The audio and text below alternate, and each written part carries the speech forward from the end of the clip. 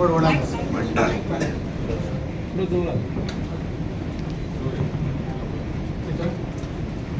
सन्माननीय व्यासपीठ महापौर उपमहापौर त्यांना सगळ्यांना नमस्कार आणि सर्व जमल्यानंतर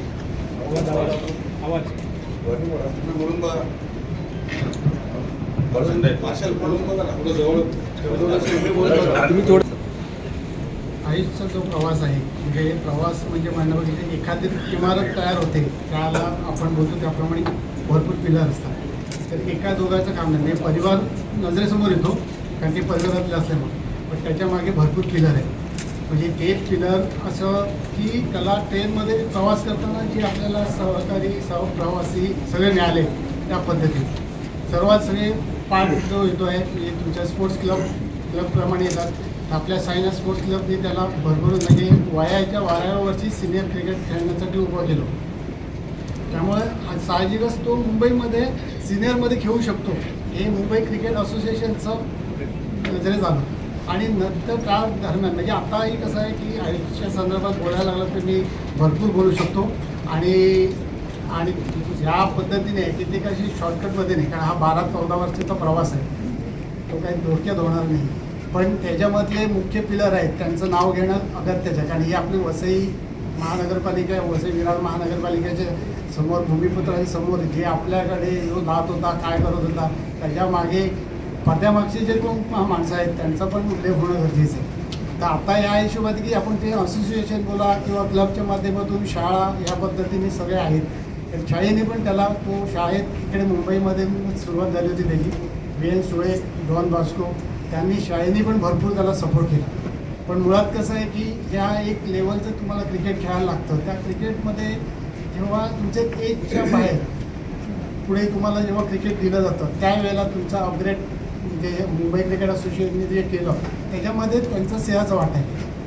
आणि ते साहजिकच अजिंक्य नाईक यांनी आपल्याला म्हणजे कसं एक धाडसी निर्णय की त्याला सिनियरमध्ये अंडर-19मधून डायरेक्ट सिनियरमध्ये खेळावं. साहजिक आयुषने पण तिकडे त्यांचा तो शब्द पाडून दिला नाही तिकडे चांगला परफॉर्मन्स केला आणि तो परफॉर्मन्स करून तो सिनियरमध्ये कुठेतरी हायलाईट झाला. त्या हायलाईटमध्ये त्यांनी एवढा चांगला परफॉर्मन्स केला की त्यांनी आणखी पुढचा मोठा असं एक पाऊल उचललं की त्याला इराणी ट्रॉफी जो आपल्या मुंबई इतिहासमध्ये ते कधी घडलेलं नव्हतं. कारण म्हणजे मी आता कोणाची कम्पॅरिझन नाही पण आपण भारतरत्न सचिन तेंडुलकर आणि मास्तरांचं जर नाव घेतलं तर त्यांना रणजी खेळून ती इराणी ट्रॉफी खेळली. आयुष्य रणजी न खेळता इराणी खेळला आणि हे करत असताना हा मुंबई क्रिकेट असोसिएशनचा विश्वास की त्यांना वाटत होतं की हा करू शकतो आणि तिकडनं त्यांचा जो विश्वास आहे त्या विश्वासासोबत भारतीय क्रिकेट बोर्डाचं पण तसंच लक्ष गेलं आणि त्या पद्धतीने झाला. कारण 2024 म्हणजे एक आठवण अशी अशासाठी सांगतो की आम्ही प्रत्येक वेळेला त्यांचं जे क्रिकेट होतं ते कुठल्याही टार्गेटसाठी खेळत नव्हतं. त्यांनी ते एन्जॉय करावं आणि त्या पद्धतीने झालं होतं. म्हणजे तू एन्जॉय कर आम्ही एन्जॉय करतोय. आम्हाला कधीही ते स्ट्रगल वगैरे हा पार्ट नव्हता करत होता. कारण कसं आहे की ती 1-2-4 दिवसाची गोष्ट नाही 10 वर्ष 12 वर्ष आम्ही तो गोष्टी प्रवास केला. पण त्या प्रत्येक प्रवासाला त्यांनी आम्हाला आनंद दिला. म्हणजे दुसऱ्या दिवशी आम्ही उठतो वगैरे परत जातो कधी अशा तयारीत असायचो. म्हणजे ह्या गोष्टीला त्यांनी सर्व मेहनत फक्त कसं आहे की त्यांनी जी सुरुवात केली होती ती पकडून ठेवली. कधीही त्याच्यात आजच्या तारखेची आत्ता म्हणजे आजची गोष्ट सांगायची झालं तर आज आम्ही सकाळी मुंबई मटा आयकॉनचा जो पुरस्कार होता तो आम्ही 3 वाजता सकाळी घरी आलो. 3 वाजता आल्यानंतर आज तो 9 वाजता परत ग्राउंडवर उभा राहिला आणि मॅच खेळला. यासाठी की नाही मला असं होतं की हे प्रोग्राम तर होत राहतील पण माझा जो लक्ष आहे ते मला मला खेळायचं आहे. आणि जी ती आवड आणि त्याची जी त्या चिकाटी होती ती सुरुवातीपासूनची होती. ते ह्या सुरुवातीपासूनच्या चिकाटीला आम्हाला पाठिंबा द्यायचा होता आम्हाला सपोर्ट करायचा होता. त्या दरम्यान ह्या सपोर्टमध्ये सगळ्यात योगदान त्याच्या आजोबाचे म्हणजे त्याच्या मामाकडचे आजोबा त्यांनी त्यांच्या वयाच्या म्हणजे 60 उलटल्यानंतर 10 वर्ष मुंबईला प्रवास केला. म्हणजे आजच्या तारखेला 30-35 मुंबईला जायला वैतागतात तर त्यांना दिवसातून कधी 2 वेळा आणि हा वर्ष सलग 10 वर्ष.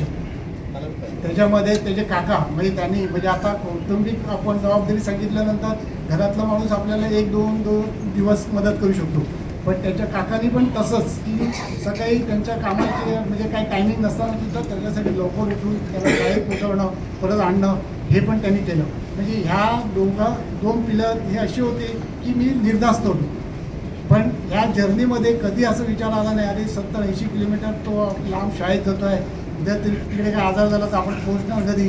हे म्हणजे कसं होतं की कधी काहीतरी देवानीच ते आपल्यावर काहीतरी अशी गुऱ्हाळ घातली होती की तो विचार करणं आम्हाला पाडलं नाही. आम्ही त्या ओघामध्ये वाद घेऊ आणि ते करत असताना प्रत्येक ठिकाणी आम्हाला चांगली म्हणजे सगळे पॉझिटिव्ह लोक मिळाली. प्रत्येकाने भरभरून दिलं. म्हणजे मोठी क्रिकेटर बोला किंवा शाळा कॉलेज सर्वांनी चांगलं दिलं. आणि हे सगळ्यांचं श्रेय आज आयुषने आपल्याला म्हणजे वसई तालुक्याला बोला किंवा मुंबई क्रिकेट असोसिएशन मुंबईला बोला किंवा महाराष्ट्राला आपल्याला विश्वचषक मिळवून दिला भारतासाठी. त्यासाठी तो खूप अभिमान आहे. आणि माझे 2 शब्द सोडून धन्यवाद. पुढील व्हिडिओ पाहण्यासाठी प्रभात समाचार यूट्यूब चॅनलला सबस्क्राईब करा.